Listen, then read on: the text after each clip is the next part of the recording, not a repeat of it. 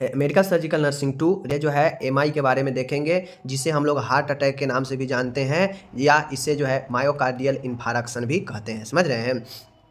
तो मायोकार्डियल इन्फारक्शन, इसी इन्फारक्शन के मतलब होता है अरक्तता। समझ गए? या इसी को हार्ट अटैक कहते हैं। इस रोग से ग्रसित रोगी के कारण, लक्षण, उपचार व प्रबंध सब कुछ डिटेल में पढ़ेंगे, समझेंगे। ठीक है, चलिए पहले है मायोकार्डियल इन्फारक्शन होता क्या है, पहले ये चीज़ को समझिए। सिंपल सी भाषा है माय डियर, किसी को अगर हार्ट अटैक आता है ना, हार्ट अटैक अगर किसी को आता है तो बड़ी सिंपल फंडा होता है हार्ट अटैक आने का कि हार्ट अटैक के कारण जो है होता ये है कि हार्ट अटैक तब आता है जब, जैसे हमारा हार्ट है, समझ गए, ये हार्ट है, ये हार्ट में 3 लेयर में बना हमारा हार्ट होता है।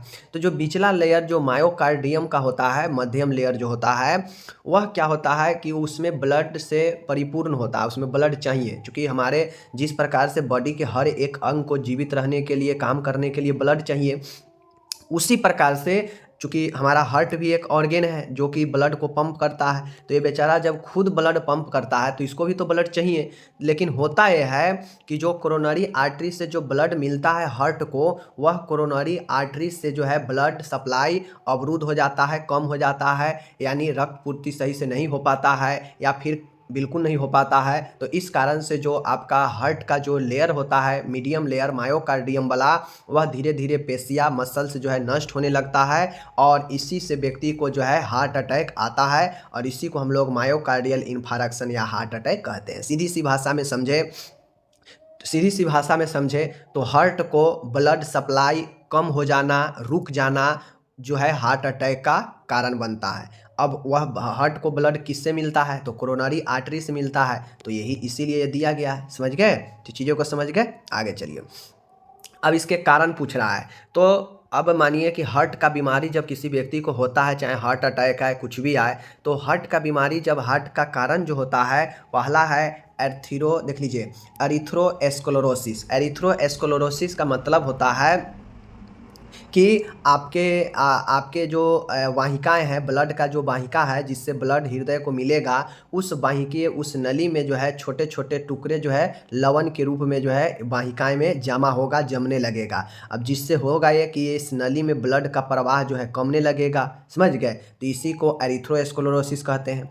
आर्टेरियोस्क्लेरोसिस का मतलब है कि जो रक्त वाहिका है यह जो है हार्ड हो जाएगा, टाइटनेस आ जाएगा इसमें, समझ गए, कठोर हो जाएगा, तो यह आर्टेरियोस्क्लेरोसिस होता है। ओके, आगे है कुछ कोरोनरी आर्टरी डिजीज, सीएडी। कुछ सीएडी रोग होता है, क्योंकि सीएडी कोरोनरी आर्टरी से ही ब्लड सप्लाई मिलता है, तो कोरोनरी आर्टरी से जुड़े रोग भी हो सकता है, जैसे उसमें सिकुड़न होना, कोरोनरी आर्टरी में सिकुड़न आ जाना। अब पाइप है, इतना मोटा पाइप है, यह सिकुड़ के इतना पतला हो जाएगा, तो क्या हो जाएगा, इसमें भी ब्लड कम मिलेगा। समझ गए ना?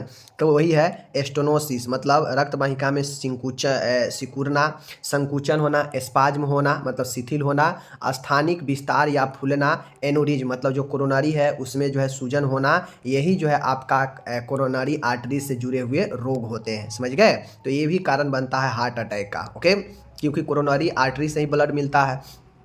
थ्रोम्बो एम्बोलिज्म, धमनी में रक्त का थक्का बनना। समझ गए? अब ऊपर जो था आपका एर्थीरोस्क्लेरोसिस, उसमें कोई भी पदार्थ का जो है थक्का, कोई भी पदार्थ जो है आपका बन सकता है। समझ गए? लवण, खनिज लवण, कुछ भी जो है जमा हो सकता है, वसा भी जमा हो सकता है। लेकिन थ्रोम्बो एम्बोलिज्म का मतलब है कि जैसे रक्त का धमनी है, इसमें ब्लड क्लॉट हो गया यहाँ पे, ठीक है, यहाँ पे क्लॉट हो गया, यहाँ पे क्लॉट हो गया। अब जिससे होगा कि यह रास्ता अवरुद्ध होने लगेगा रक्त के थक्का होने से इसमें, तो इसी को थ्रोम्बो एम्बोलिज्म कहते हैं, धमनी में रक्त का थक्का होना। समझ रहे हैं? आगे है हृदय में संक्रमण, हार्ट इन्फेक्शन। अब मानेंगे कभी कभी हार्ट में इन्फेक्शन भी हो जाता है, जैसे पेरिकार्डाइटिस, मायोकार्डाइटिस, इंडोकार्डाइटिस, तीनों लेयर में से किसी में इन्फेक्शन हो जाएगा तो हार्ट का जो कैपेसिटी है कम जाएगा। समझ गए? उसके बाद आता है कुछ कॉमन कारण है, जैसे डायबिटीज, चीनी वाले रोगी में हो सकता है। फैमिली हिस्ट्री, पारिवारिक इतिहास क्या है, वहाँ भी ये चीज़ें हो सकता है। धूम्रपान, स्मोकिंग करने से भी ये चीज़ें होता है। समझ गए? अत्यधिक वसीय भोजन, मतलब हाई ऑयली फूड का सेवन करना होना भी जो है हानिकारक होता है। ज़्यादा मोटापा होना भी हानिकारक है। निष्क्रिय जीवन शैली मतलब सीडेंट्री लाइफ स्टाइल मतलब बिल्कुल आप जो है फिजिकल एक्टिव नहीं है, तो यह भी कारण होता है, समझ गए। हार्मोनल गर्भ निरोधक का सेवन करना, chronic use of hormonal contraceptive, कुछ ऐसे हार्मोन के दवाई ले रहे हैं जो आपके कंट्रासेप्टिव मतलब गर्भ निरोध में काम में आता हो, तो ऐसे हार्मोन भी जो है आपके हार्ट को नुकसान पहुंचा सकता है। तो ये सब कारण है। कारण मैंने आपको बता दिया। कारण में क्या है, एर्थीरोस्क्लेरोसिस, आर्टेरियोस्क्लेरोसिस, कोरोनरी धमनी, धमनी में रक्त का थक्का होना, हृदय में संक्रमण, मधुमेह, पारिवारिक इतिहास, धूम्रपान, ठीक है ना, धूम्रपान, अत्यधिक वसीय भोजन, मोटापा होना, निष्क्रिय जीवन शैली, हार्मोनल गर्भ निरोधक का सेवन करना। अब इतना सारा मैंने कारण बताया, तो आप नॉर्मल समझिए कि एक व्यक्ति को हार्ट रोग कब होता है, जब उसमें डायबिटीज होता है, समझ गए, जब उसमें मोटापा आता है, जब वह बहुत ज़्यादा धूम्रपान करता है, बहुत ज़्यादा शराब का सेवन करता है, समझ गए, स्मोकिंग करता है, तो ये सब हार्ट के डिजीज होने का खतरा रहता है, क्योंकि वह सब जाकर कोरोनरी आर्टरी को ब्लॉक करता है और वहाँ पे फिर हार्ट को ब्लड सप्लाई में कमी आता है, समझ गए। तो ये सब चीज़ें हो गया। लक्षण की बात किया जाए कि इसमें क्या क्या लक्षण होते हैं, तो लक्षण भी आपको जानना चाहिए कि हार्ट अटैक में क्या क्या लक्षण होते हैं। तो हार्ट अटैक में लक्षण होगा कि लगातार तेज दर्द होगा। अगर हार्ट अटैक जैसे ही आता है व्यक्ति में, तो उसमें जो है लंबे समय से गंभीर दर्द होने लगता है, समझ गए, तेज दर्द। दर्द जो है बाईं भुजा में फैलने लगता है, जो दर्द होता है धीरे धीरे वह बाईं भुजा में फैलने लगता है। क्यों? क्योंकि हार्ट जो है आपके बाएं साइड में ही होता है, तो यह जो है दर्द भी बाएं साइड में फैलने लगता है। दर्द लंबे समय यानी 12 घंटा से अधिक तक भी रह सकता है, ये सब चीज़ें होता है, समझ गए। उल्टी के साथ में जो है आपका दर्द आ सकता है, तो समझिएगा हार्ट अटैक का तो नहीं असर है। हाथ पैर ठंडे होने लगता है, कूलनेस ऑफ एक्सट्रीमिटीज, हाथ पैर में जो है ठंडे आने लगता है। अत्यधिक पसीना आना, डाइफ्रोसिस, बहुत ज़्यादा पसीना आने लगता है व्यक्ति का। नाड़ी दर बढ़ जाता है व्यक्ति में, सांस लेने में कठिनाई होने लगता है, समझ गए। तो ये सब जो है आपके कारण है, जो कि आपके उसी से जुड़े हुए लक्षण है, ठीक है। नॉर्मली आप समझिए कि हार्ट अटैक आएगा तो लगातार तेज दर्द होगा ही होगा। अब चूंकि हार्ट हमारा बाएं साइड में ही है, तो बाएं साइड के भुजा में जो है दर्द पहले फैलेगा। दर्द लंबे समय तक यानी 12 घंटे तक भी हो सकते हैं। दर्द के साथ हो सकता है गंभीर उल्टियाँ भी हों जल्दी जल्दी, हाथ पैर ठंडे होने लगना, ठीक है, अत्यधिक पसीना आना, नाड़ी दर अधिक होना, श्वसन में कठिनाई होना। तो ये सब जो है आपके हो गए क्या चीज़, लक्षण। ओके, आगे चलिए। जटिलता, अब मान गए कोई पेशेंट इस पर नज़रअंदाज किया, तो आगे क्या इसका कॉम्प्लिकेशन हो सकता है, देख लीजिए। तो जटिलता में कार्डियक अर्थेमिया हो सकता है, समझ गए, कार्डियक अर्थेमिया हो सकता है। आपका हार्ट फेल कर सकता है, समझ गए। उस कंडीशन में अगर ब्लड नहीं मिलेगा हार्ट को, तो हार्ट क्या होगा, हार्ट जो है आपका काम करना बंद कर देगा, और फिर जब हार्ट काम करना बंद कर देगा तो आपके अन्य बॉडी के अंगों में भी जो है ब्लड नहीं जा पाएगा, समझ गए। तो हार्ट फेलुअर भी होता है। जटिलता में आपको हार्ट से रिलेटेड यह बीमारी रहेगा, तो आपको शॉक भी लग सकता है, जिसे कार्डियोजेनिक शॉक कहते हैं, समझ गए। लेफ्ट वेंट्रिकुलर रैप्चर, अब चूंकि आपको पता होना चाहिए कि ये हार्ट है, 4 चेम्बर होता है, आर्टरियम होता है, वेंट्रिकल होता है, राइट वाला लेफ्ट वाला, राइट वाला लेफ्ट वाला। तो ये जो लेफ्ट वेंट्रिकल है यह रैप्चर कर सकता है, और जब यह रैप्चर कर देगा तो यही तो ब्लड को भेजता है महाधमनी में, और वह महाधमनी संपूर्ण बॉडी में सप्लाई करता है। तो जब यही रैप्चर हो जाएगा तो फिर खतरनाक हो जाएगा, समझ गए। वेंट्रिकुलर एनोरिज्म होगा, मतलब जो वेंट्रिकुलर है हार्ट का जो आपका, उसमें जो है सूजन आ जाएगा, समझ गए। थ्रोम्बो एम्बोलिज्म, मतलब आपके रक्त वाहिकाओं में जो है रक्त का थक्का बन सकता है, और लास्ट में यह कारण डेथ का भी होता है। तो हार्ट अटैक में अगर ज़्यादा देर तक अगर किसी को देखभाल न मिलता है तो डेथ ही हो जाता है, होता है ना। तो ये जो है आपका हार्ट अटैक का जटिलता है, जो कि मैंने आपको बता दिया, ठीक है। आगे चलते हैं। निदान की बात किया जाए तो माय डियर, निदान में कुछ टेस्ट होते हैं, ठीक है। निदान में कुछ आपको टेस्ट होते हैं। टेस्ट क्या होते हैं, तो जैसे फिजिकल एग्जामिनेशन होगा, क्या होगा, फिजिकल एग्जामिनेशन होगा, समझ रहे हैं। भौतिक जांच किया जाता है, बॉडी का शारीरिक जांच किया जाता है। इतिहास लिया जाता है कि कब से है, कितने दिन से है, क्या पहले से दवाई ले रहे हैं, ठीक है। तो ये इतिहास लिया जाता है। लक्षणों की उपस्थिति की जांच की जाती है कि कौन कौन से लक्षण है, ठीक है। क्या बाएं साइड में दर्द है, क्या तेज उल्टी हो रहा है, ठीक है, या फिर सांस लेने में दिक्कत आ रहा है, नाड़ी दर तेज है, या पसीना ज़्यादा आ रहा है, तो ये लक्षण की जाँच किया जाता है। उसके बाद ब्लड का भी जांच किया जाता है, उसमें लिपिड प्रोफाइल ये सब चेक किया जाता है कि कहीं वसा तो नहीं बढ़ा हो जिसके कारण ब्लड क्लॉटिंग जो है ब्लड सप्लाई जो है धीरे धीरे हो रहा हो, ठीक है ना। इलेक्ट्रोकार्डियोग्राम ईसीजी करवाया जाता है पेशेंट का, समझ गए। कोरोनरी एंजियोग्राफी, समझ गए, कोरोनरी होता है उसको एंजियोग्राफी कराया जाता है। सीरम एंजाइम का टेस्ट किया जाता है, समझ गए। और मायोकार्डियल इन्फारक्शन अगर पेशेंट में होता है तो उसके एसटी सेगमेंट में जो है परिवर्तन आता है। आप लोग जब ईसीजी देखिएगा तो वहाँ पे जो है आपके क्या होते हैं, ग्राफ होते हैं कुछ इस प्रकार से जो है आपके ग्राफ होते हैं ईसीजी में, ठीक है, ऐसे कुछ ग्राफ होते हैं। ये ग्राफ जो है डॉक्टर जो है पढ़ते हैं और इसमें एक एसटी सेगमेंट होता है जिसमें परिवर्तन आता है मायोकार्डियल इन्फारक्शन में। तो ये जो है आपको पहचानने का तरीका है कि मायोकार्डियल इन्फारक्शन में एसटी सेगमेंट में परिवर्तन आए तो समझिएगा कि वो हार्ट अटैक के खतरे का है, ठीक है। तो ये चीज़ें हैं। हार्ट अटैक को जाँच के लिए हम एक और ट्रॉप्टी जो होता है ट्रॉप्टी टेस्ट भी करते हैं, ट्रॉप्टी किट होता है जिसमें पॉजिटिव और निगेटिव बताता है, समझ गए। तो ये चीज़ हो गया। आगे हम उपचार की बात करेंगे माय डियर। उपचार की बात में आपको अलग अलग उपचार होता है, समझ गए। तो यहाँ पे देख लीजिए, उपचार में बात करेगा तो अगर पेशेंट को थ्रोम्बोलाइटिक है, समझ गए, मतलब रक्त की थक्का बनता हो तो उसको कम करने के लिए रोगी को थ्रोम्बोलाइटिक एजेंट दिए जाते हैं, जैसे स्ट्रेप्टोकाइनेज, एनोक्सापिरिन, समझ गए, क्लेक्सेन 0.6 mg। पेशेंट को थ्रोम्बोलाइटिक एजेंट दिया जाता है जैसे स्ट्रेप्टोकाइनेज और एनोक्सापेरिन 0.6 mg, ठीक है। तो ये थ्रोम्बोलाइटिक एजेंट का दोनों याद रखिएगा। यह महत्वपूर्ण होता है कि ब्लड में वेसल्स में रक्त का थक्का को तोड़ता है, कम करता है, समझ गए, जिससे नली साफ होता है, ब्लड आसानी से आगे बढ़े जाएगा। इसके लिए थ्रोम्बोलाइटिक एजेंट को दिया जाता है, ओके।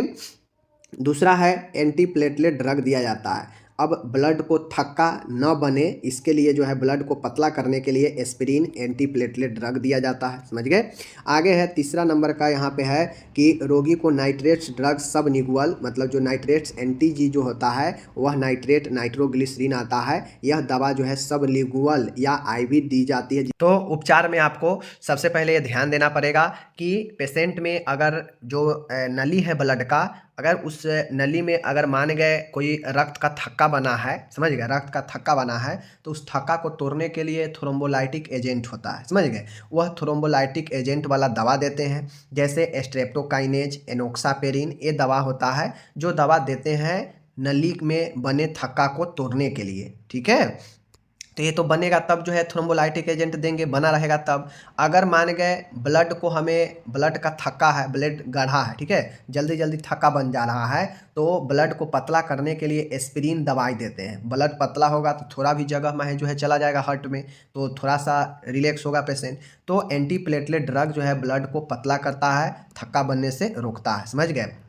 अगर पेशेंट को दर्द हो, तेज दर्द हो, तो इसको कम करने के लिए जो है हम लोग नाइट्रेट्स ड्रग देते हैं। इसी को जो है हम लोग नाइट्रोग्लिसरीन कहते हैं, एंटीजी कहते हैं, जो 0.6 mg दिया जाता है पेशेंट में, सबलिंगुअल, मतलब जीभ के नीचे रखने के लिए दिया जाता है, या ज़रूरत पड़ने पर आईवी भी दिया जाता है, समझ गए।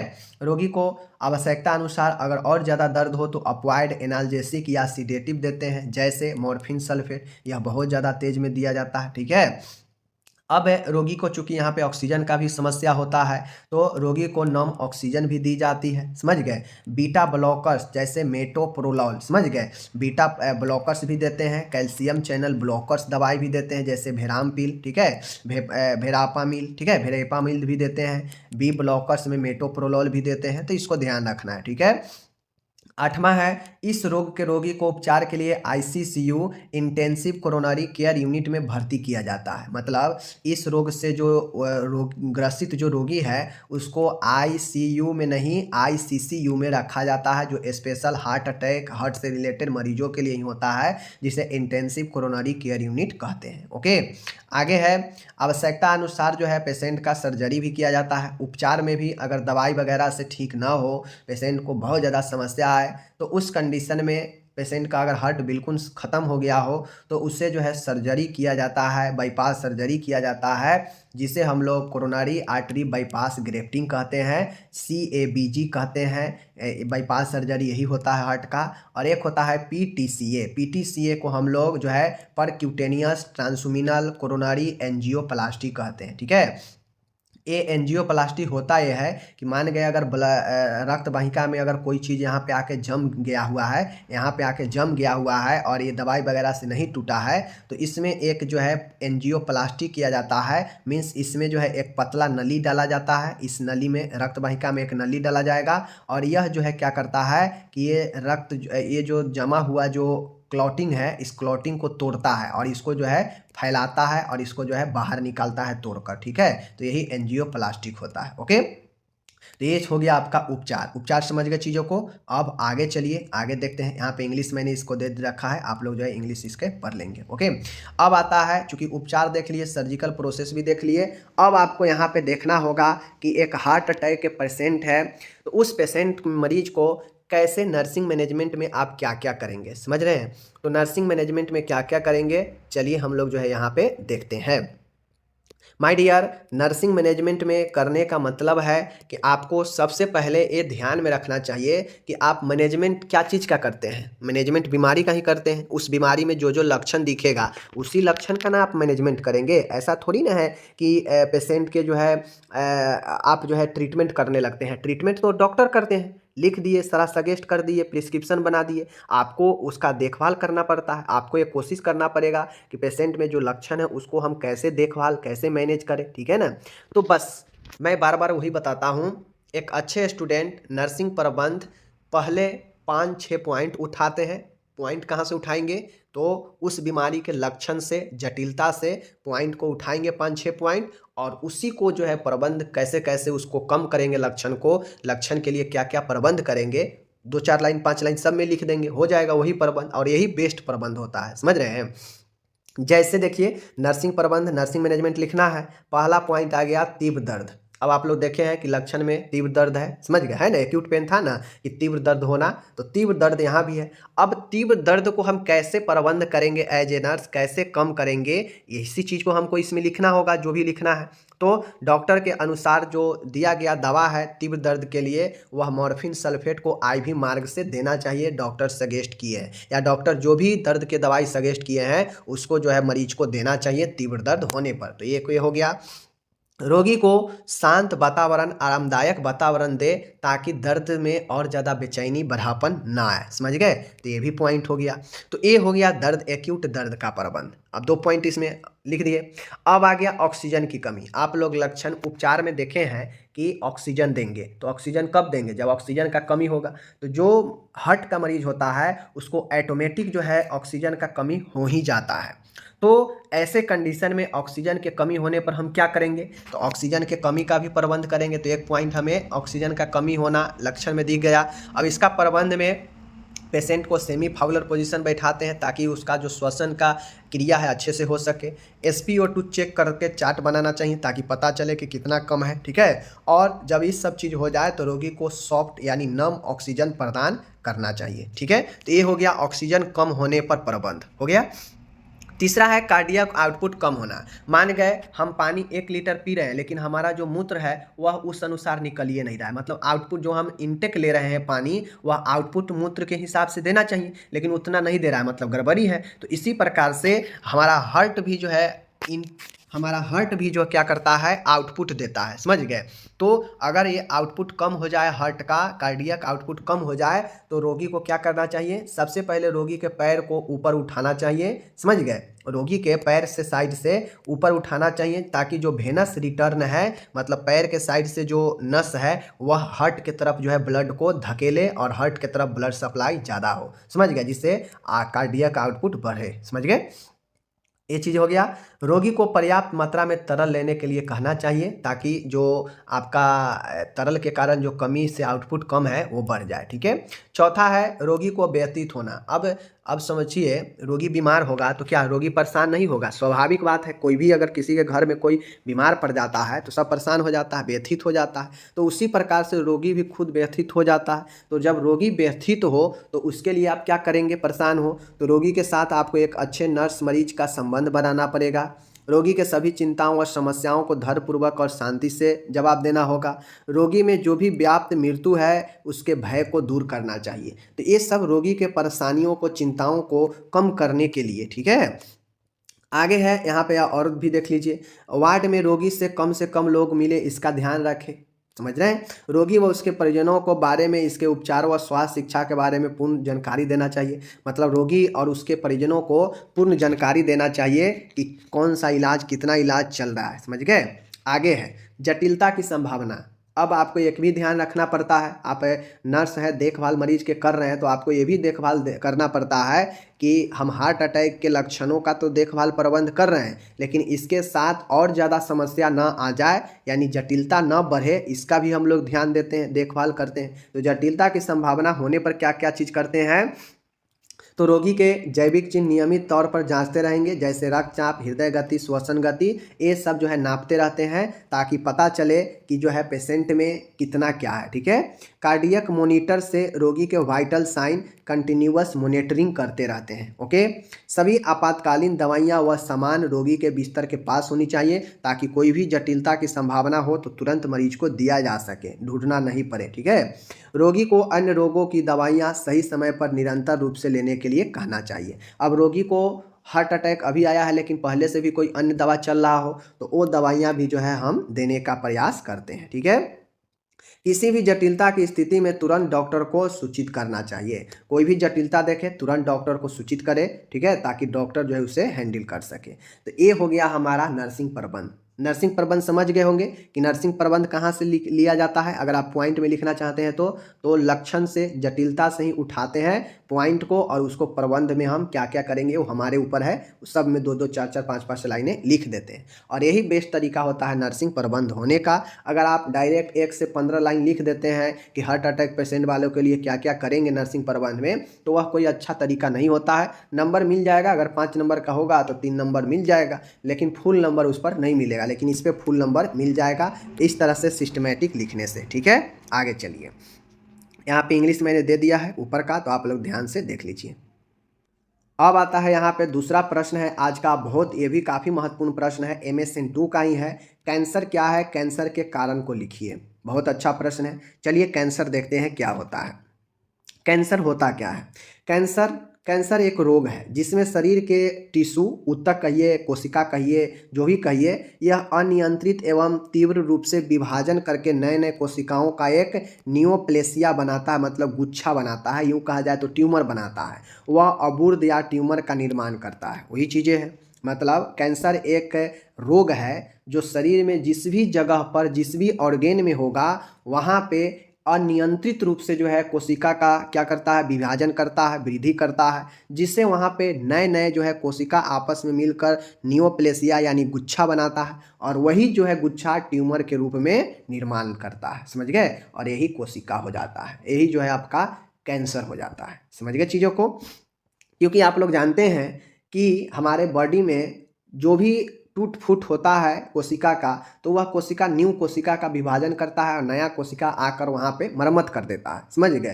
तो इसी प्रकार से कोशिका विभाजन करके कैंसर जो है बढ़ता है। समझ गए। तो ये चीज़ समझ गए। अथवा दूसरे भाषा में देखिए, कैंसर एक रोग है जिसमें शरीर में किसी अंग की कोशिकाओं में अनियंत्रित एवं तीव्र विभाजन होते हैं। इस अंग के कार्य अनियंत्रित हो जाते हैं। यह अनियंत्रित वृद्धि अन्य रोगों तक प्रसारित हो जाती है, जिससे मृत्यु हो जाती है। देखिए कैंसर क्या है। कैंसर एक रोग है जो शरीर के किसी भी अंग में जो है आपका हो सकता है। अब जिस भी ऑर्गेन में होगा वहाँ पे क्या होंगे, तो वहाँ पे आपके नए नए कोशिका जो है जन्म लेगा। नए नए कोशिका जन्म लेगा, फिर वह कोशिका अपने जैसे अनेक कोशिकाओं का निर्माण करेगा विभाजन करके, और वह सब कोशिका आपस में मिलकर एक गुच्छा बना देगा उस जगह पर, और वह गुच्छा एक ट्यूमर का रूप ले लेता है। अब जिस भी ऑर्गेन में यह ट्यूमर हो जाता है, वह अंग और वह जो है ऑर्गेन आपके बॉडी के, वो काम करना धीरे धीरे अनियंत्रित तौर पर जो है फेल होने लगता है या अनियंत्रित हो जाता है काम करने में, और वह जो है व्यक्ति का मृत्यु का कारण बन जाता है। और जब यह ज़्यादा हो जाता है तो अगर यह किसी एक अंग में है तो धीरे धीरे यह अन्य अंगों में भी यह कोशिका विभाजन होने लगता है, फैलने लगता है कैंसर। समझ गए। आगे चलिए। अब आता है कि कैंसर के क्या कारण होते हैं। कैंसर के कुछ प्रमुख कारण हैं। कैंसर के क्या कारण हैं, कुछ प्रमुख कारण हैं। कौन कौन कारण है देख लीजिए। सबसे पहला कारण होता है धूम्रपान। आप लोग देखते होइएगा कि डब्बा रहता है सिगरेट का, उस पर लिखा रहता है CAUTION, कॉशन, मतलब सावधान। मतलब धूम्रपान से फैलता है। शराब का सेवन अधिक करने से भी ये चीज़ें होता है। विशेष दवाओं का सेवन, सर्टेन ड्रग, कुछ ऐसे विशेष दवा है जिसका साइड इफ़ेक्ट है, जिसको लेने से भी जो है कैंसर हो सकते हैं। पराबैंगनी किरणों से संपर्क, अगर बहुत देर आप किसी अल्ट्रा वायलेट रे के संपर्क में रहते हैं तो इससे भी हो सकता है। खाद्यान्न उत्पादन में कीटनाशक और रसायनों का अधिक उपयोग, जैसे डीडीटी। मान गए आजकल देखते होइएगा बीमारी क्यों फैलता है, आजकल कैंसर होने का ज़्यादा संभावना क्यों होता है, क्योंकि हर व्यक्ति खाद पानी से ही जो है अब अपने फसल को निकाल रहा है, खेत से खूब देता है, खाद जो है खेत में खूब देता है। और बड़े बड़े जो है गोभी, बड़े बड़े आलू, ये सब जो है कैसे होता है, ये सब खाद से ही निकला हुआ, फर्टिलाइज से ही निकला हुआ होता है, समझ गए। विकिरणों से संपर्क, अगर मान गए एक्सरे रूम है, परमाणु बिजली घर है, इन सब में एक्सरे रेडिएशन एक्सपोज होता है। अब इसमें अगर कोई व्यक्ति काम कर रहा है, लंबे समय से ठहर रहा है हमेशा, तो उसको जो है हो सकता है कैंसर, ठीक है। जैव हथियारों का इस्तेमाल, जैसे मस्टर्ड गैस, एंथ्रेक्स गैस, ये सब कुछ बायो विपन्स होते हैं जो क्या करते हैं कि व्यक्ति में क्या होगा, कैंसर उत्पन्न करता है, समझ गए। अत्यधिक वायु प्रदूषण, अब मान गए कोई ऐसे इलाके में रहते हैं जहाँ पे बहुत ज़्यादा वायु प्रदूषण है, जहाँ के वायु में बहुत ज़्यादा एरोसोल की मात्रा है, बहुत ज़्यादा पार्टिकुलेट मैटर है, बहुत ज़्यादा एसो सल्फर डाइऑक्साइड है, सीएफसी है, ठीक है, यानी फ्लोरोकार्बन है बहुत ज़्यादा। तो इन सब कंडीशन में अधिक वायु प्रदूषण भी कारण बनता है, ठीक है। आगे है जल प्रदूषण, वाटर पॉपुलेशन। वाटर पॉपुलेशन कहने का मतलब है कि जल प्रदूषण भी जो है आपके खतरा रहता है, समझ गए। जल प्रदूषण भी जो है बहुत ज़्यादा खतरा रहता है, क्योंकि यह बॉडी में डायरेक्टली ऑब्जर्व होता है, समझ गए। कोई वायरस संक्रमण जैसे CMV, HPV, ये संक्रमण भी जो है कैंसर पैदा कर सकता है। तो ये मत समझिए कि संक्रमण से नहीं होता है, समझ रहे ना। पारिवारिक इतिहास, आपके फैमिली हिस्ट्री भी जो है आपका कारण बन सकता है।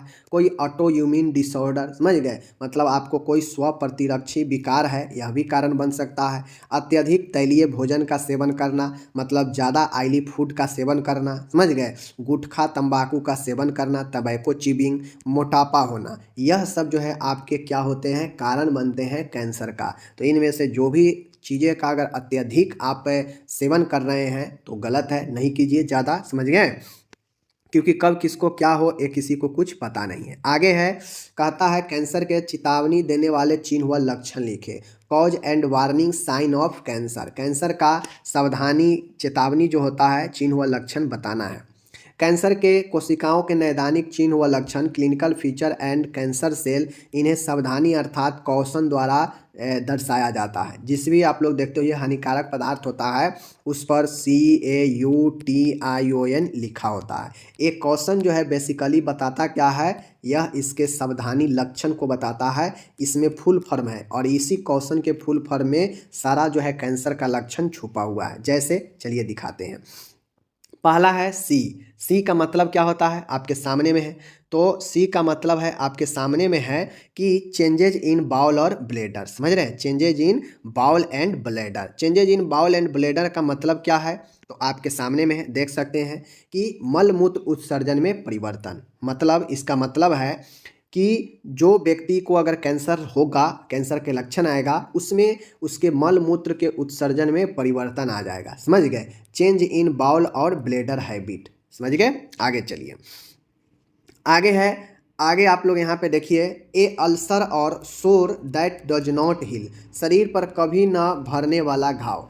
ऐसा घाव निकलेगा जो आपके कभी नहीं भरेगा, बहुत टाइम लगेगा भरने में। तो ए अल्सर या सौर दैट डज नॉट हील, समझ गए। सी मतलब चेंज इन बाउल और bladder, change in bladder and bowel habit, ठीक है। उसके बाद है ए फॉर ए अल्सर और सोर दैट डज नॉट हील, मतलब एक ऐसा घाव जो शरीर पर कभी न भरने वाला हो, समझ रहे हैं चीज़ों को। आगे देखिए, यू है, यू फॉर अनयूजुअल ब्लीडिंग और डिस्चार्ज, असमान स्राव या रक्तस्राव, समझ गए। आपके बॉडी से कहीं से भी जो है अनयूजुअल, असमान ब्लीडिंग, रक्तस्राव और डिस्चार्ज, यानी असमान स्राव या रक्तस्राव होगा। ओके, आगे चलिए। टी है, थिकनिंग और लंप इन ब्रेस्ट और इल्स बेयर, मतलब आपके बॉडी में कहीं भी या ब्रेस्ट में थिकनिंग होगा, लंप होगा मतलब गांठ होगा ब्रेस्ट में, ठीक है, या बॉडी में कहीं भी जहाँ पे कैंसर होगा। तो थिकनिंग और लंप इन ब्रेस्ट और इल्सवियर, तो टी का मतलब थिकनिंग और लंप इन ब्रेस्ट और इल्सवियर। ओके। आई है इनडाइजेशन और डिफिकल्ट इन स्वालोंगी, अपच या निगलने में दर्द होना। जिसको कैंसर का लक्षण दिखता है उसको अपच रहता है, या फिर डिफिकल्ट इन स्वालोंगी यानी जो है निगलने में भी दर्द होता है। समझ गए। आगे देखिए, ओ है, ओ फोर होता है ऑब्वियस चेंज इन वाट और मोल, तिल एवं मत्स्य की संख्या एवं स्थान में तीव्र परिवर्तन होना, मतलब बहुत ज़्यादा जो है बॉडी में तिल और मांसे जो है निकलने लगते हैं। समझ गए। तो ऑब्वियस चेंज इन वाट और मोल। एन है, एन का मतलब नेक्रोसिस, कफ और हॉर्सनेस, मतलब लंबे समय तक खांसी होना व आवाज़ में भारीपन होना। तो ये जो है आपके नेक्रोसिस, कफ और हॉर्सनेस जो है राइट आंसर है, आप इसको जो है देख लीजिए। ठीक है, तो ये आपको क्वेश्चन में याद रखना पड़ेगा। एक बार मैं फिर से बताता हूँ आपको। सी फोर है चेंजेज इन बाउल और ब्लडर हैबिट। ए फोर है ए अल्सर और सोर दैट डज नॉट हील, ठीक है। यू फोर है अनयूजुअल ब्लीडिंग और डिस्चार्ज। टी फोर है थिकनिंग और लैम्प इन ब्रेस्ट और इल्सवेयर यानी कहीं भी। आई फोर है इनडाइजेशन और डिफिकल्ट इन स्वेलोइंगी। ओ फोर है ऑब्वियस चेंज इन वाट और मॉल।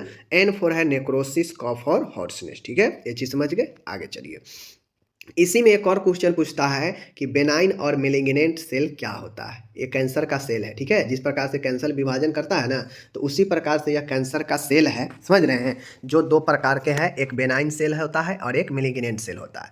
बेनाइन सेल जो होता है यह कम गंभीर होता है। समझ गए। यह शुरुआती अवस्था में जब कैंसर होता है व्यक्ति में, तो यह जो है विभाजन वाला जो कैंसर होता है वह बेनाइन प्रकार के होता है, मतलब जो सेल विभाजन होता है वो बेनाइन होता है, मतलब धीरे धीरे जो है सेल डिवीजन होता है, ज़्यादा तेज गति से नहीं होता है। और इसमें जो विभाजन के कोशिका के दर होते हैं वो धीमे होते हैं। यही कारण है कि स्टार्टिंग में कैंसर का अगर ट्रीटमेंट हो जाए तो व्यक्ति जो है ठीक हो जाता है। लेकिन अगर मेलिग्नेंट सेल में परिवर्तन हो जाए तो वहाँ पे मेलिग्नेंट सेल जो होता है मतलब वह गंभीर रूप से हो जाता है, और वहाँ पे जो सेल है काफ़ी तीव्र गति से, काफ़ी तेज़ी से जो है विभाजन करने लगता है, और वहाँ पे वह अन्य अंगों तक भी फैलाने लगता है। समझ गए, क्योंकि उसमें मेटास्टेटिस उपस्थित हो जाता है मेलिग्नेंट वाला में। समझ रहे हैं। तो ये बेनाइन वाला जो है, कम गंभीर वाला जो है, इसमें अनुपस्थित होता है क्या चीज़, मेटास्टेटिस अनुपस्थित होता है। यह कम गंभीर और विभाजन दर जो है इसका धीमा होता है। समझ गए। यह जो है बेनाइन ट्यूमर कहलाता है क्योंकि ये इसमें मेटास्टेटिस अनुपस्थित होता है। एक कैप्सूलेटेड होते हैं। समझ गए। वह नियमित एवं कम गंभीर होते हैं जिनका उपचार प्रायः सफल होता है। अगर इस स्थिति में इलाज चले तो पेशेंट ठीक हो जाता है। लेकिन यहाँ पे अगर मेलिग्नेंट या घातक ट्यूमर अगर किसी को हो रखा है, तो ऐसे ट्यूमर जिनमें कोशिका विभाजन की वृद्धि दर अधिक व तीव्र रहती है एवं मेटास्टेटिस भी उपस्थित होता है, तो इसे हम लोग मेलिग्नेंट ट्यूमर कहते हैं। ऐसे ट्यूमर जिनमें कोशिका विभाजन की वृद्धि दर अधिक होती है, समझ रहे हैं, मेलिग्नेंट या घातक ट्यूमर में विभाजन जो है आपके तीव्र होता है, दर अधिक होता है। समझ गए। और मेटास्टेटिस भी उपस्थित होता है जो काफ़ी तेज़ी से फैलता है और मेलिग्नेंट ट्यूमर कहलाता है। यह ऊपर कैप्सूलेटेड था लेकिन यह नॉन कैप्सूलेटेड है, वह अनियमित होता है एवं अधिक गंभीर होता है, जिसके उपचार की सफलता दर काफ़ी कम होते हैं, मतलब यह काफ़ी खतरनाक सेल हो जाता है। समझ गए। तो यही दो प्रकार के सेल है, दोनों प्रकार के सेलों के बारे में पूछेगा, आपको बता देना है। यहाँ पे कैंसर का क्वेश्चन कंप्लीट हो गया। मेनियर्स रोग क्या है, देखिए यह MSN2 क्या है। MSN2 मेनियर्स रोग किसे कहते हैं, इसके कारण, लक्षण, निदान एवं प्रबंध लिखिए। मेनियर्स रोग क्या होता है, पहले इस चीज़ को समझिए। तो मेनियर्स रोग होता है, इसके कारण बताना है, सिम्टम्स, डायग्नोसिस, मैनेजमेंट। मेनियर्स रोग के बारे में देखते हैं। मेनियर्स रोग क्या होता है, देखिए मेनियर्स रोग जो होता है यह आपके इंटरनल ईयर का एक रोग है। समझ गए। मेनियर्स डिजीज जो है यह एक रोग है जिसमें आपका इंटरनल ईयर में जो इंडोलिफ की मात्रा होता है वह असंतुलन हो जाता है। इंडोलिफ भरा होता है, द्रव होता है, जिसकी मात्रा असंतुलन हो जाता है आपके इंटरनल ईयर में। ठीक है। इसमें तेज चक्कर आने लगता है व्यक्ति को, धीरे धीरे सुनाई देना बंद होने लगता है, वह कानों में घंटियाँ बजना, टिनिटस जैसे लक्षण उत्पन्न होते हैं। समझ गए।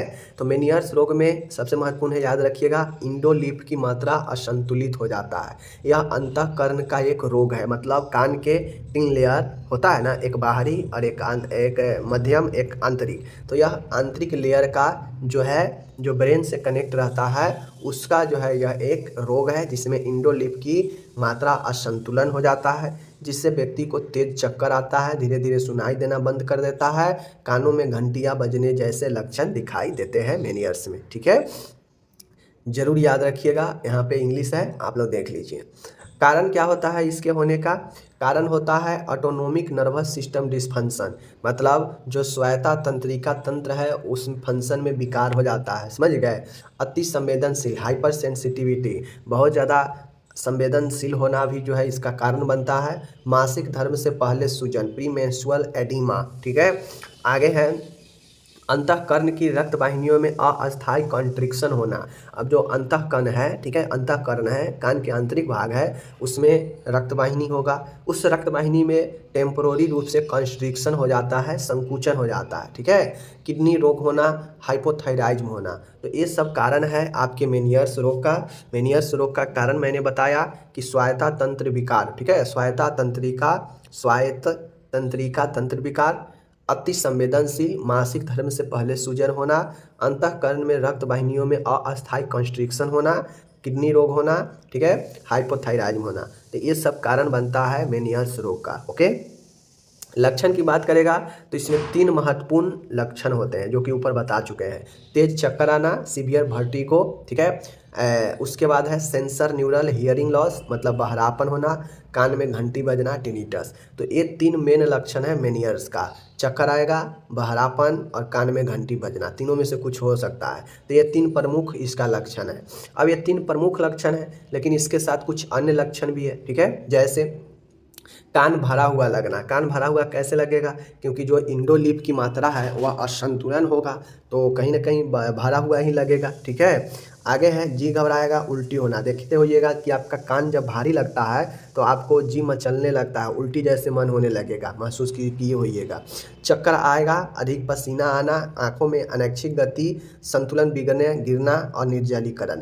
तो कान के समस्या संतुलन भी बनाता है, आपको पहले से पता होगा कि कान संतुलन का भी काम करता है। जैसे ही कान में समस्या आएगा तो बहुत सारे प्रॉब्लम आने लगता है। तो इसी प्रकार से मेनियर्स रोग में कान भरा हुआ दिखाई देता है, जी घबराना, उल्टी जैसे लगना, चक्कर आना, अत्यधिक पसीना आना, आंखों में अनैच्छिक गति होना, ठीक है, नाइस्टेगमस, संतुलन बिगड़ना एवं गिरना, निर्जलीकरण। तो ये सब जो है आप लोग ध्यान में रखिएगा। ठीक है, आप नॉर्मल समझिए ना कि कान में समस्या होता है तो इन सब चीज़ों होता है कि नहीं, भरा हुआ कान दिखता है कि नहीं, जी घबराता है, उल्टी होता है कि नहीं, चक्कर जैसे लगता है कि नहीं लगता है, ठीक है, संतुलन बिगड़ता है, गिरते हैं कि नहीं, बिल्कुल ये सब होता है।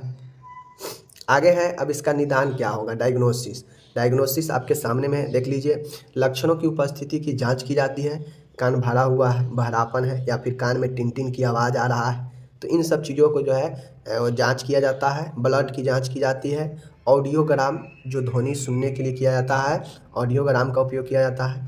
इलेक्ट्रोनाइस्ट्रेमोग्राफी, ईएनजी का स्टडी किया जाता है, ठीक है, और इलेक्ट्रोकोक्लियोग्राफी, ठीक है, इलेक्ट्रोकोक्लियोग्राफी, ईएनजी और इलेक्ट्रोकोक्लियोग्राफी, एक्सरे, सीटी स्कैन, इन सब का टेस्ट कराया जाता है। ठीक है, और कुछ ऐसा स्थिति लगे तो आपको जो है किस डॉक्टर से दिखाना चाहिए, ईएनटी स्पेशलिस्ट से दिखाना चाहिए। ठीक है, ear nose throat, ENT specialist से आपको दिखाना चाहिए। ठीक है, आगे चलिए। चिकित्सीय प्रबंध क्या होगा, मेडिकल मैनेजमेंट।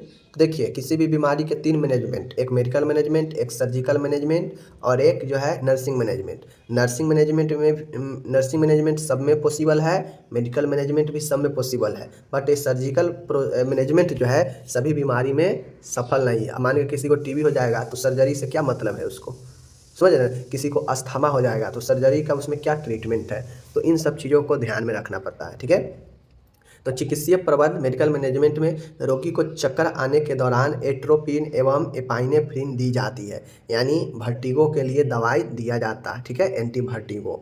दूसरा होता है रोगी को एंटी हिस्टामिन एवं मिल्ड सिडेटिव दिए जाते हैं, जैसे डाइमेन, देख लीजिए, डाइमेन हाइड्रीनेट, फेनोबार्बिटोल, डाइजापाम। डाइजापाम ये सब सिडेटिव दवा है। फिनोबार्बिटोल आपका एंटी हिस्टामिन दवा है, जो क्या करता है आपको पता होना चाहिए, समझ गए, कि यह चक्कर वक्कर को रोकेगा। डाइजापाम व्यक्ति को शांत करता है, समझ गए, मुंड को। तीसरा है रोगी को अन्य दवाइयाँ भी दी जाती है, जैसे देख लीजिए डाइफेनहाइड्रामाइन, मेक्लीजाइन, डाइज़ापाम, यही दवाइयाँ सब है। अन्य दवाई भी दिया जाता है, ठीक है। चौथा है सूजन को कम करने के लिए डायूरेटिक दिया जाता है। अगर सूजन है तो सूजन को कम करने के लिए डायूरेटिक देते हैं। रोगी को भोजन में नमक की मात्रा कम कर देनी चाहिए क्योंकि सूजन हो जाता है, ठीक है। रोगी को तरल पदार्थ की मात्रा भी कम कर देनी चाहिए जैसे ही सूजन हो, तो समझ गए।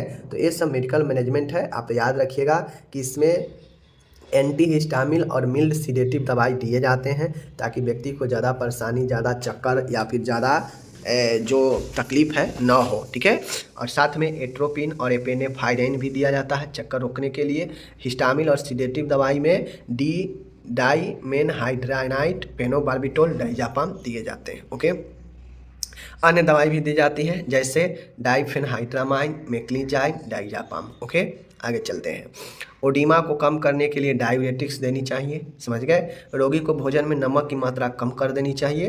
रोगी को तरल पदार्थ भी कम कर देनी चाहिए। तो ये तो हो गया भाई कि मेडिकल प्रबंध, चिकित्सीय प्रबंध। लेकिन अगर चिकित्सीय प्रबंध से कुछ उपाय कुछ सही ना लगे तो उसके लिए सर्जिकल प्रोसेस अगर है तो सर्जिकल प्रोसेस होगा। तो इसमें बिल्कुल सर्जिकल प्रोसेस होता है, देख लीजिए।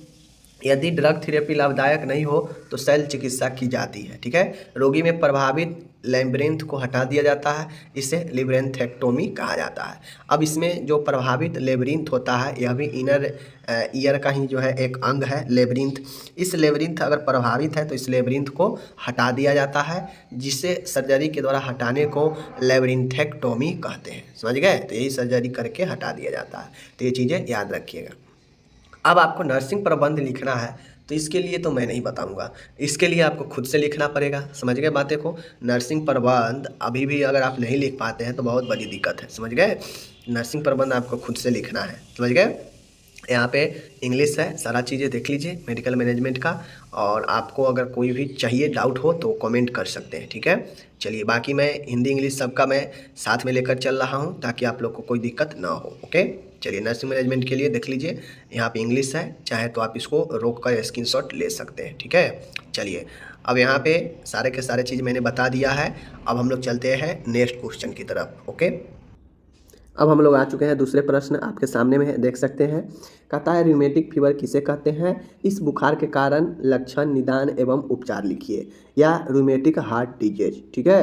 तो चलिए, रूमेटिक हार्ट डिजीज जिसे हम लोग RHD कहते हैं या इसी को रूमेटिक फीवर भी कहते हैं। जिस व्यक्ति में रूमेटिक फीवर होता है तो उसे बच के रहना चाहिए, क्योंकि यही रूमेटिक फीवर जो है व्यक्ति के अंदर रूमेटिक हार्ट डिजीज उत्पन्न कर देता है, समझ गए। तो इस चीज़ को आप लोग को ध्यान में रखना है। इसलिए आपसे रूमेटिक फीवर के बारे में पूछे या रूमेटिक हार्ट डिजीज के बारे में पूछे, आपको मैं इस वीडियो करा रहा हूँ इसीलिए, ताकि आप दोनों प्रश्न को अच्छे से समझ जाए, ठीक है। रूमेटिक फीवर क्या होता है, समझ गए। देखिए, रूमेटिक फीवर एक संक्रामक फीवर होता है, एक इन्फ्लामेटेड होता है, ठीक है। जो सबसे पहले ध्यान में रखिएगा, यह group A beta haemolytic streptococci के कारण होने वाला सिस्टमैटिक इन्फ्लामेशन है। सबसे पहले याद रखिएगा कि सबसे पहले कोई पूछेगा कि बताओ भाई रूमेटिक फीवर क्या है, ठीक है।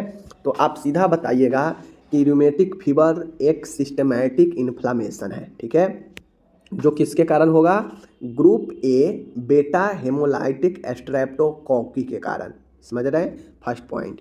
आगे बताइएगा कि इसमें बुखार व्यक्ति को हो जाता है और बुखार होने के साथ जोड़ों में अत्यधिक दर्द होता है, इसे ही अमावती ज्वर या रूमेटिक फीवर कहते हैं। जब ये चीज़ें व्यक्ति में होता है तो फीवर के साथ में उसके हड्डी के जोड़ों में काफ़ी ज़्यादा दर्द होता है, ओके। रूमेटिक हार्ट डिजीज ऐसी दशा है जिसमें हृदय के वाल्व अस्थायी रूप से क्षतिग्रस्त हो जाते हैं। अब आपको पता होना चाहिए कि यही फीवर जो होता है अगर व्यक्ति में कुछ दिनों तक रह जाए तो यही फीवर जो है व्यक्ति को हार्ट के वाल्व को डैमेज कर देता है, ठीक है। अब जब हार्ट के वाल्व डैमेज हो जाएगा तो आपको पता है कि यही वाल्व जो है क्या होता है, खुलता है, बंद होता है, तो ब्लड इधर से उधर जाता है हार्ट में। तो रूमेटिक फीवर ही व्यक्ति को रूमेटिक हार्ट डिजीज की दशा में ले जाता है, जहाँ पे हृदय की वाल्व अस्थायी रूप से क्षतिग्रस्त हो जाता है, समझ गए। यह एक इन्फ्लामेटरी बीमारी है, समझ गए ना, सिस्टमैटिक इन्फ्लामेशन, यह एक इन्फ्लामेटरी बीमारी है जिससे सीने व जोड़ों में दर्द होता है, कमजोरी, बुखार, हृदय का तेजी से धड़कना, रेशे व गले में सूजन आदि हो जाते हैं। अब जैसे ही आपके बुखार हुआ, यह बुखार आपके हार्ट वाल्व को अस्थायी रूप से डैमेज कर दिया और डैमेज कर देगा तो आपको सीने में, जोड़ों में दर्द होगा, बुखार तो रहेगा ही रहेगा, हृदय का तेजी से धड़कने लगेगा, आपके रेशे, गले में सूजन आदि के लक्षण होने लगते हैं। समझ गए? तो ये हो गया रूमेटिक फीवर, इसलिए रूमेटिक फीवर से बच के रहिएगा। ठीक है, यहाँ पे ये इंग्लिश है, आप लोग इंग्लिश इसको देख लीजिए। ठीक है, चलिए अब ये रूमेटिक फीवर होने के क्या कारण होता है, समझ गए? रूमेटिक फीवर या रूमेटिक हार्ट डिजीज होने का क्या कारण होता है? सबसे पहला है, मैंने आपको पहले बता दिया, स्ट्रेप्टोकोकी हेमोलाइटिक स्ट्रेप्टोकोकस बैक्टीरिया। समझ गए? यह एक बैक्टीरियल होता है, हेमोलाइटिक स्ट्रेप्टोकोकस बैक्टीरिया, जो कि ऊपर में बता चुके हैं, बीटा ए हेमोलाइटिक। ओके, हेरिडेटी अनुवांशिक, यह अनुवांशिक भी हो सकता है यह फीवर। समझ गए? श्वसन तंत्र का संक्रमण, respiratory tract infection, respiratory tract infection भी इसका कारण बनता है। मतलब श्वसन वाला जो इन्फेक्शन होता है ना, वह इन्फेक्शन भी rheumatic fever, rheumatic heart disease उत्पन्न कर सकता है, या फिर अनुवांशिक यह हो सकता है, या फिर यह हिमोलाइटिक स्ट्रेप्टोकोकस बैक्टीरिया के कारण भी हो सकता है। ओके, लक्षण की बात किया जाएगा, लक्षण क्या क्या होता है इसमें, तो लक्षण की बात करेगा तो आपको पता है, तेज बुखार आएगा। ठीक है, तेज बुखार आएगा, जोड़ों में सूजन रहता है, त्वचा पर लाल लाल चकत्ते होते हैं जो कि रेशेज आप लोग देख चुके हैं, गांठें बनना, इसमें गांठें बनता है, हृदय में रगड़न होना मतलब कार्डियक फ्रिक्शन, मायोकार्डियम में गांठ बन जाता है, मिट्रल वाल्व सिकुड़ जाता है। समझ गए? उसके बाद जो है आपका सांस में परेशानी होने लगता है, हार्ट में प्रॉब्लम होगा तो सांस में परेशानी होगा ही होगा, धड़कन तेज बढ़ जाएगा, हृदय से मरमर की ध्वनि की आवाज़ आएगा, सूखी खांसी होगा, भूख नहीं लगेगा, कमजोरी होगा, बेचैनी होगा। ठीक है, और कोरिया, यह मसल्स की असमान रूप से इनवॉलेंट्री कंस्ट्रक्शन मतलब संकुचन होगा। तो माय डियर, आपको ये चीज़ समझना पड़ेगा कि आपके सामने जितने भी सारे दिए गए हैं, यह लक्षण आपको समझना पड़ेगा। कैसे, देख लीजिए। तो आपके सामने में है, समझने के लिए समझ लीजिए। कारण में बहुत इंपॉर्टेंट कारण है, कारण में तो आप समझ ही गए, 3 ही कारण है। लक्षण में तेज बुखार सबसे पहला बात है, चूँकि बुखार ही है तो बुखार होगा ही होगा। इस बुखार में दर्द व सूजन होता है तो ये भी होगा, लाल चकत्ते धब्बे पड़ जाते हैं, गांठें बनना। अब चूँकि इस बुखार से हृदय को भी अटैक आता है, तभी तो आरएचडी भी इसे कहते हैं। तो हृदय में रगड़ पड़ता है, कार्डियक रिफ्लेक्शन, मायोकार्डियम, हृदय का जो मीडियम लेयर है उसमें गांठें बनता है। समझ गए? मिट्रल वाल्व यानी वाल्व क्षतिग्रस्त होता है। समझ गए? सांस में परेशानी, धड़कन तेज, हृदय से मरमर की आवाज़, सूखी खांसी, भूख न लगना, कमजोरी होना, बेचैनी होना, और मसल्स का एबनॉर्मल इन्वॉलेंट्री। तो ये सब जो है आपके लक्षण है। लक्षण मैंने आपको बता दिया। अब आगे हम लोग चलते हैं, निदान की बात करेगा। आपके सामने में है डायग्नोसिस का। तो डायग्नोसिस में कौन कौन सी जांच कराया जा सकता है, देख लीजिए। सबसे पहले कोई भी बीमारी हो, फिजिकल एग्जामिनेशन, भौतिक जांचें जरूरी है, शारीरिक जांचें। लक्षण की जांच किया जाएगा कि भाई क्या क्या लक्षण दिखता है, पहले उस लक्षण का जांच करें। ब्लड के जांच में WBC जांच, ESR जांच, ESR संक्रमण को बताता है, WBC भी। ठीक है, एल्बुमिन यूरिया का टेस्ट किया जाता है, ECG करवाया जाता है चेस्ट का, चेस्ट एक्सरे करवाया जाता है, इकोकार्डियोग्राफी कराया जाता है। ठीक है, तो RHD के लिए यह सब इम्पोर्टेंट है, ध्यान में रखिएगा। ओके, अब हम लोग चलते हैं इसके जटिलता कॉम्प्लिकेशन की तरफ, कि अगर इस बीमारी पर ध्यान न दिया जाए तो यह क्या कॉम्प्लिकेशन कर सकता है, जटिलता। सबसे पहले आपके हृदय का जो ऊपरी लेयर है, पैंक्रेडाइटिस, उसमें यह इन्फेक्शन कर सकता है। जो वाल्वल स्टेनोसिस है, जो वाल्वल है वह संकुचित हो सकता है। न्यूरोलॉजिकल डैमेज यानी जो तंत्रिका है वह क्षतिग्रस्त हो सकता है। हार्ट फेल कर सकता है, लास्ट में डेथ हो सकता है। तो ये सब चीज़ें याद रखिएगा, pancreatitis, valvular stenosis, neurological damage, heart failure, death. Pancreatitis को हृदय प्रदाह कहते हैं, वाल्वल स्टेनोसिस होता है संकुचन होना, तंत्रिकीय क्षतिग्रस्त, हार्ट विफलता, ठीक है, और मृत्यु। ठीक है, ये जटिलता है। प्रबंध क्या होगा इसका, तो इसका प्रबंध मैनेजमेंट आपके सामने में है। इसका प्रबंध निम्न प्रकार से किया जाएगा। कैसे किया जाएगा, रोगी को एंटीबायोटिक दी जाती है, चूँकि यह एक इन्फेक्टेड है, इन्फ्लामेटेड है, तो एंटीबायोटिक दिया जाएगा, जैसे पेनिसिलिन, पिप्रासिलिन, सल्फिडिजाइन, एरिथ्रोमाइसिन।